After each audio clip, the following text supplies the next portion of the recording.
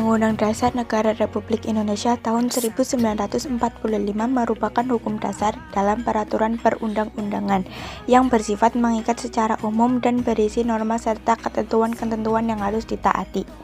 Sebagai hukum dasar, Undang-Undang Dasar Negara Republik Indonesia tahun 1945 mempunyai kedudukan sebagai sumber hukum bagi peraturan perundang-undangan dan sebagai hukum tertinggi dalam tata urutan perundang-undangan.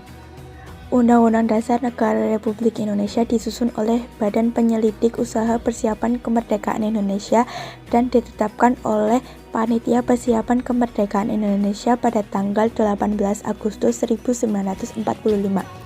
Sesuai amanat pasal 3 ayat 1 yang berhak mengubah dan menetapkan Undang-Undang Dasar 1945 adalah MPR, Majelis Permusyawaratan Rakyat. Undang-Undang Dasar 1945 telah mengalami 4 kali perubahan bentuk, yaitu 1 pada tahun 1945 sampai 1949, 2 1949 sampai 1950, 3 1950 sampai 1959.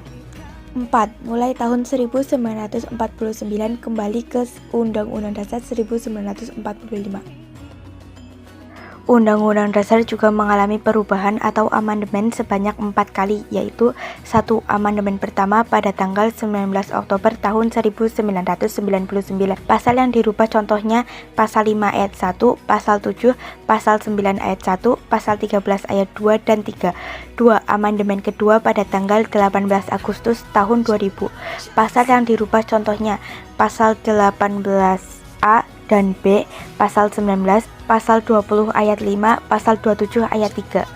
3. Amandemen ketiga pada tanggal 10 November tahun 2001. Pasal yang dirubah contohnya pasal 1 ayat 2 dan 3, pasal 3 ayat 1 dan 3, pasal 6 ayat 1 dan 2, pasal 8 ayat 1 dan 2. 4. Amandemen keempat pada tanggal 10 Agustus tahun 2002. Pasal yang dirubah contohnya pasal 2 ayat 1, pasal 8 ayat 3, pasal 24 ayat 3, pasal 32 ayat 1 dan 2. Perubahan tersebut dilakukan sebagai jawaban atas tuntutan reformasi dalam sistem pemerintahan Indonesia.